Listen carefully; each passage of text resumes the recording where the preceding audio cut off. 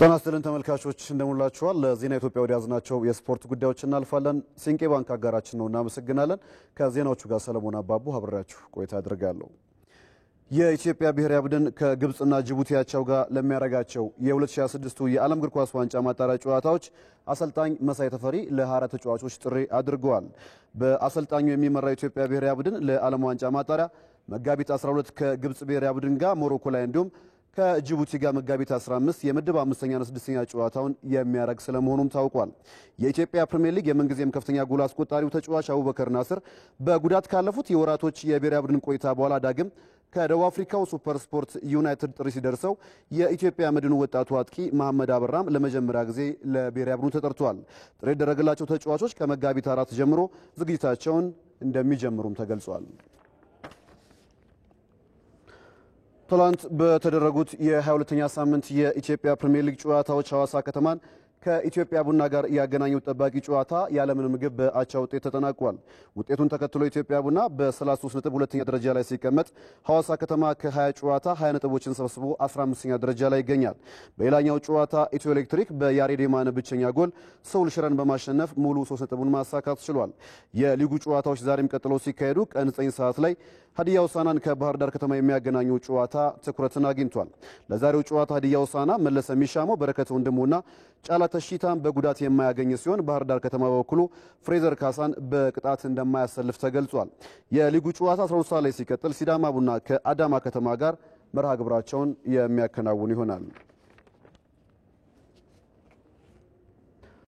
በ2005 ሊዝበን ማራቶን በሴቶች ኢትዮጵያን አትሌቶች ለተከታታይ ዓመታት ያሸነፉበት ውጤት ተመዝግቧል። ጽጌ ገብረሰላማ ባለድል ስትሆን አዲስ ክብረ ወሰን በማስመዝገብ ጭምር ነው ማሸነፍ የቻለችው። ለሳምንቱ አበይት አትሌቲክሳዊ ዜናዎች እድሪስ አህመድ። የ19 የዓለም ሀገር አቋራጭ ውድድር የወጣቶች ሻምፒዮኑ አትሌት በክብረ ወሰን ብቅ ብላለች።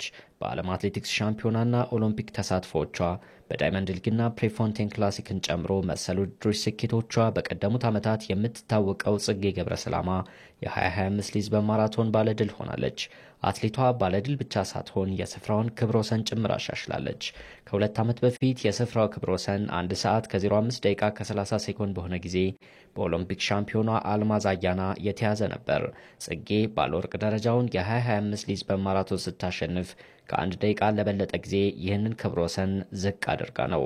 ርቀቱን ለማጠናቀቅ 1 ሰዓት ከ04 ደቂቃ ከ21 ሴኮንድ ሲወስድባት በርቀቱ የግሏ ምርጥ ሰዓትም ሆኖ ተመዝግቧል። የዓለም ሻምፒዮኗ ኬንያዊት አትሌት ሩት ቼፔንጌቲች ሁለተኛ ስትሆን ከጽጌ በ2 ደቂቃ ዘግይታ ነው። ትውልደ ኢትዮጵያዊቷ ለስዊድን የምትሮጠው አበባ አረጋዊ በመጀመሪያ የግማሽ ማራቶን ውድድር ተሳትፏ 3ኛ ደረጃን ይዛ ስታጠናቅቅ የስዊድንን ክብረ ወሰን አሻሽላ ጭምር ነው። ሊዝበን ማራቶንን ከዚህ ቀደም ደራርቱ ቱሉና አልማዝ አያናን ጨምሮ ማሬ ዲባባ፣ ሩቲ አጋ፣ ወርቅነሽ ደገፋና አበሩ ከበደን የመሰሉ አትሌቶች ባለድል ሆነውበታል። የወንዶቹ ውድድር በምስራቅ አፍሪካ አትሌቶች የበላይነት ሲጠናቀቅ የጅቡቲዎቹ ሙህይዲን አብዲና ሙሐመድ እስማኤል አንደኛና 3ኛ ሲሆኑ ሻድራክ ኪፕኬሞይ ከኬንያ 2ኛ ደረጃን ይዞ ውድድሩን አጠናቋል። በኔዘርላንዱ የሎፕ ዴን ሃግ ግማሽ ማራቶን መቅደስ ሽመልስ ባለድል ሆናለች። መቅደስ ርቀቱን ለማጠናቀቅ 1 ሰዓት ከ08 ደቂቃ ከ17 ሴኮንድ ሲወስድባት ጀርመናዊቷ ጌሳ ግራውስና ኬንያዊቷ ኤሚሊ ቺቤት 2ኛና 3ኛ ደረጃን በመያዝ ውድድራቸውን ያጠናቀቁ አትሌቶች ናቸው።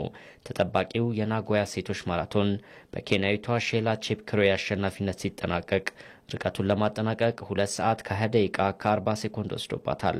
ሳያካ ሲቶና ኢዩኒስ ቹምባ ተከታዮቹን ደረጃዎች ይዘው ያጠናቀቁ አትሌቶች ናቸው። የፖሊስ ሰራዊት ስፖርታዊ ውድድር ፖሊስ አባላቱን እርስ በርስ ለማቀራረብ ሚናው ከፍተኛ እንደነበር ተገለጸ። ለአንድ ሳምንት በተካሄደ ውድድር ኦሮሚያ ፖሊስ አጠቃላይ አሸናፊ ሆኗል። አዲስ የሸዋስ የኢትዮጵያ ፖሊስ የተመሰረተበትን 116ኛ ዓመት ምክንያት በማድረግ የተካሄደው 19ኛው የኢትዮጵያ ፖሊስ ሰራዊት ስፖርት ውድድር በኦሮሚያ ፖሊስ አጠቃላይ አሸናፊነት ተጠናቋል። ከየካቲት 22 ጀምሮ በላቀ የስፖርት ተሳትፎ ብቁና ንቁ የፖሊስ ሰራዊት እንገነባለን በሚል መሪ ሐሳብ የተካሄደው ፌስቲቫል በመላው ሀገሪቱ የሚገኙ አባላቱን እርስ በርስ ማቀራረቡ ተገልጿል። በክልሎች ፖሊስ መካከል ያለውን ግንኙነት የማጠናከር እንደዚሁም ከዛም ባለፈ ከዛ ባሻገርም ህብረተሰቡን የኢትዮጵያን አንድነት ከማስከበር ከማስጠበቅ አንጻር ያለውን የህዝብ ለህዝብ ግንኙነት ከማጠናከር አንጻር ከፍተኛ ፋይዳ አለው። በአዲስ አበባ ስቴዲየም በተከናወነው ማጠቃለያ መርሃ ግብር በግማሽ ማራቶን ወንዶች ኮማንደር አትሌት ታምራት ቶላ ሲያሸንፍ፣ ረዳት ኮማንደር አትሌት ትዕግስት አሰፋ በሴቶች አሸንፈዋል። የኦሎምፒክና ዓለም ሻምፒዮኑ ታምራት ቶላ ግማሽ ማራቶኑን ለማጠናቀቅ 1 ሰዓት ከ04 ከ02 ሰዓት ወስዶበታል። ስማቸው ወልዴ ከአዲስ አበባ ፖሊስና ጫሉ ደሴ ከኦሮሚያ ፖሊስ ሁለተኛና ሶስተኛ ወጥተዋል። በሴቶች የዓለምና የበርሊን ማራቶን አሸናፊዋ ትዕግስት አሰፋ ግማሽ ማራቶኑን ለማጠናቀቅ 1 ሰዓት ከ14 ደቂቃ ከ17 ሰከንድ ወስዶባታል። መሰለች አለማየሁ ከአዲስ አበባ ፖሊስ፣ ሐመልማል ቢራራ ከአማራ ፖሊስ ተከታትለው በመግባት ውድድሩን አጠናቀዋል። የኦሮሚያ ፖሊስ አባል የሆኑት ታምራትና ትዕግስት እንዲሁም የአዲስ አበባ ፖሊሱ አትሌት ስማቸው ወልዴ ፖሊስ ሰራዊትን ወክለው በግማሽ ማራቶን ተሳትፎ በማሸነፋቸው ደስታ እንደተሰማቸው ተናግረዋል። እንግዲህ ፖሊስ ያለኝ ስሜት ከበፊቱ ስላለኝ ስለማከብራቸው ደስ ስለሚለኝ ሮጬ ያሸነፍኩት ያው በፊትም ሳሸንፍ ነበረ። ደስ ብሎኛል። የክለቤን ማሊያ ለብሼ ተወዳድሬ አንደኛ በመውጣት እጅግ በጣም ደስታ ተሰምቶኛል። በሰራዊቱ ስም ፈጣሪን ማመስገን እፈልጋለሁ። የፊልዱ ፈታኝ ቢሆንም ከጀግና አትሌቶች ጋር ነው የተሰለፉት። ያው ሁለተኛ በመውጣቴ በጣም ደስ ብሎኛል። ከታዳጊዎች ጋር በመሳተፌ አኩርቶኛል ብላለች ረዳት ኮማንደር አትሌት ትዕግስት አሰፋ። ትላልቆች አትሌቶች ዛሬ ታምራትም እኔም ለሚም ሆነን ብዙ ልጆች ከታዳጊ ልጆች ጋር ሮጠናል። ታዳጊዎቹንም ስናበረታታ ነበር። እጅግ በጣም ደስ የሚል ሞራልና ጥንካሬ ያላቸው ታዳጊዎች፣ ወደፊትም ሀገራችን ተስፋ አላት። ደስ ብሎኛል ከታዳጊ ጋር በመሮጤ። የፖሊስ ሰራዊት ውድድሩ ተጠናክሮ መቀጠል እንዳለበትም አትሌቶቹ ተናግረዋል። ስፖርትና ፖሊስ ያው ለህብረተሰቡ የሚቆም ስለሆነ ማስተማሪያ ስለሆነ ትግል ስለሆነ ማለት ሰላምን የሚሰብክ ነው ስፖርት። ፖሊስም ሰላም የህዝቡን ሰላም ስለሚጠብቅ ስለዚህ ደስ የሚል ነገር ነው። ምክንያቱም ሰው ህዝቡ እንዲወድ ያደርጋል ስፖርቱን። ስፖርት ህዝቡ ከወደደ ደግሞ ፖሊስም እንዲወድ ያደርጋል። ስለዚህ እንደዚህ አይነት ነገሩ መካሄዱ ደስ የሚል ነገር ነው። ከዚህ በላይ በተለያዩ ፊልዶች ስፖርቶችም ሆነ የተለያዩ የፊልድ አይነቶች አጠናክረው እንዲሁም በቃ በአመት ብቻ ሳይሆን ራሱን የቻለ የክልሉ ደግሞ እንደ አፍሪካም ሳይገናኝ ቀድሞ እንደዚህ አንዴ ሁለቴ የሆነ እየተገናኘ ምን ያህል ጥንካሬ እንዳላቸው እሱን ቢያሳይ ቢቀጥል በጣም ደስ የሚል ነገር ነው። ሁለቱን ከተማ አስተዳደርና ሁሉም ክልሎች በ10 የስፖርት አይነቶች በተካፈሉበት በዚህ ውድድር አንጋፋውን ኦሜድላ ስፖርት ክለብን ለማጠናከር ለተያዘው ስራ ምርጥ ስፖርተኞች መምረጥ መቻሉም ተገልጿል። በማጠቃለያው ዕለት በፌዴራል ፖሊስና በኦሮሚያ ፖሊስ መካከል የእግር ኳስ ፍጻሜ ጨዋታ ተደርጎ ኦሮሚያ ፖሊስ በመለያ ምት አሸንፏል። ኦሮሚያ ፖሊስ የ19ኛው የፖሊስ ሰራዊት ስፖርት ፌስቲቫል አጠቃላይ አሸናፊ ሆኗል። ድሬዳዋ ከተማ ፖሊስ የ20ኛውን የፖሊስ ሰራዊት ውድድር አዘጋጅ ሆኖ ተመርጧል። የኢትዮጵያ ፖሊስ ሰራዊት ስፖርታዊ ውድድር አዘጋጅ ሆኖ ተመርጧል።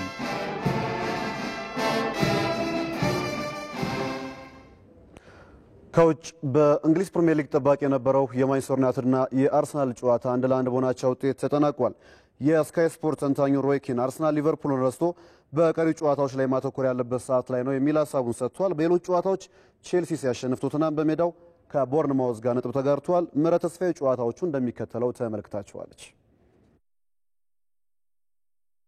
እንደቀደሙት ጊዜያት በስመጥሮቹ የቀድሞ ተጫዋቾቻቸው ጊዜ ቢሆን ይህ ጨዋታ የተለየ መልክ ይኖረው ነበር። ዛሬ ላይ ለተመልካቾች አዝናኝ ባልሆነ እንደቀደመው ጊዜ በውጥረት ሳይታጀብ ጨዋታው ተደምድሟል። በብዙሃን መገናኞች በተደጋጋሚ ስሙ የሚነሳ ኦልድ ትራፎርድ ከጨዋታው ባለፈ የቀይ ሰይጣኖቹን ተቃውሞ አስተናግዷል። ታማኝነታችንን እንዳለማወቅ አትቁጠሩት አይነት እንድምታ ያለው። ወደ ጨዋታው መለስ ስንል ጨዋታው ሁለቱም ክለቦች ባስቆጠሯቸው አስደናቂ ግቦች ነጥብ ተጋርተዋል። 1-1 በተጠናቀቀው ጨዋታ ጥንቃቄ ምርጫ ያደረገው ማንቸስተር ዩናይትድ አሁን ላይ የቡድኑ እስትንፋስ በሆነው ብሩኖ ፈርናንዴሽ የቅጣት ምት ግብ ከ25 ደቂቃ በላይ ለመምራት ችሎ ነበር። በክለቡ ደጋፊዎች፣ የቀድሞ ተጫዋቾች፣ የእግር ኳስ ተንታኞች ያስጨበጨበች ግብ፣ በአርሰናሉ ዴክላን ራይስ ደግሞ የግል ብቃቱን ያሳየበት ድንቅ ግብ ሲል መስክሮለታል። ሌላኛዋ ቆንጆ ግብ በእንግዳው ቡድን አርሰናል በዴክላን ራይስ አማካኝነት ከመረብ አርፋለች። ፖርቹጋላዊ አሰልጣኝ ሩበን አሞሪም ከወራቶች በፊት ወደ ኤምሬትስ ተጉዞ እንደተገበረው አጫወት አልተገበረም። አርሰናል ከፒኤስቪ ባደረጉት ጨዋታ ፒኤስቪ እንዳያሰራ እንዲያንሰራራ ካደረገው አጫወት ተምረው በፕሪሚየር ሊጉ አርሰናልን ነጥብ ካስጣሉት ዌስትሃምና ኖቲንጋም አጫወት ትምህርት በመውሰድ ለተጋጣሚው አርሰናል ኳሱን በመተው ተደራጅተው በመከላከል መድፈኞቹ እድሎችን እንዳይፈጥሩ ማድረግ ችለዋል። በዛ መልኩ መጫወት ባንፈልግም በጨዋታው ግን ጥሩ ነበርን ሲል ሩበን አሞሪም ተናግሯል። መድፈኞቹ በሂሳባዊ ስሌት ከዋንጫው ፉክክር ውጪ እስኪሆኑ ድረስ ተስፋቸውን በራሳቸው እንዳያጨልሙ ጨዋታዎችን የማሸነፍ ግዴታ ውስጥ ቢገኙም አንድ ነጥብ ብቻ አሳክተው ወደ ሰሜን ለንደን ተመልሰዋል። እንደነበረን የጨዋታ ብልጫ ማሸነፍ ነበረብን ሲል 200ኛ የእንግሊዝ ፕሪሚየር ሊግ ጨዋታውን ያደረገው ሚካኤል አርቴታ ከጨዋታው በኋላ ተናግሯል። የቀድሞ የአርሰናል የሄሊንድ ምሩቅ የሆነው አይደን ሄቨን አድናቆት በተቸረው ጨዋታ ማንቸስተር ዩናይትድ በሁለተኛው 45 ያለቀላቸው ድሎችን በመፍጠር የተሻለ ቡድን ሆኖ አምሽቷል። የቀድሞ ተጫዋቾች ሀሳባቸውን ባጋሩበት ጨዋታ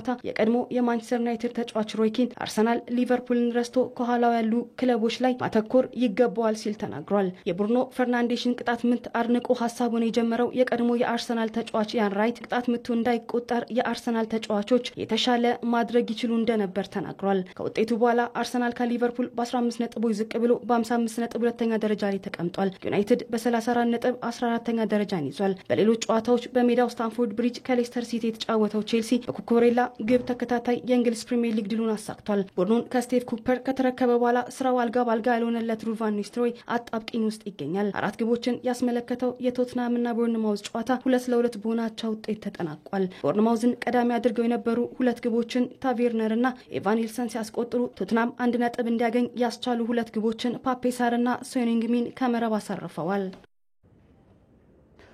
በስፔን ላ ሊጋ ሪያል ማድሪድ ሲያሸንፍ አትሌቲኮ ማድሪድ ሽንፈት አስተናግዷል። ሪያል ማድሪድ በሜዳው ሪዮ ቫይካኖን 2-1 በማሸነፍ አንድ ቀሪ ጨዋታ ካለው ከመሪው ባርሴሎና ጋር ነጥቡን እኩል 57 ማድረስ ችሏል። አትሌቲኮ ማድሪድ በበኩሉ ከሜዳ ውጭ በሄታፌ 2-1 ተሸንፎ መሪ መሆን የሚችልበትን እድል ሳይጠቀምበት ቀርቷል። በጣሊያን ሴሪኤም ናፖሊና ሮማ ሲያሸንፉ ዩቬንቱስ ሽንፈት አስተናግደዋል። በ28ኛው ሳምንት የሴሪያው መርሃ ግብር ናፖሊ ፊዮረንቲና 2-1 በማሸነፍ ወደ ዋንጫው ፉክክሩ ሲመለስ ሮሜሎ ሉካኩና ራስፓዶሬ ለኔፕልሱ ቡድን ግቦቹን አስቆጥሯል። ዩቬንቱስ በበኩሉ በሜዳው በአታላንታ 4-0 በሆነ ውጤት ተሸንፏል። ሮማም ማቲያስ ሁለ ባስቆጠራት ብቸኛ ጎል ነው ኤምፖሊን 1-0 በሆነ ውጤት መርታት የቻለው። ላዚዮ ከዩዲኔዜ ያደረጉት ጨዋታ ዛሬ የሚከናወነው የሴሪያው መርሃ ግብር ነው።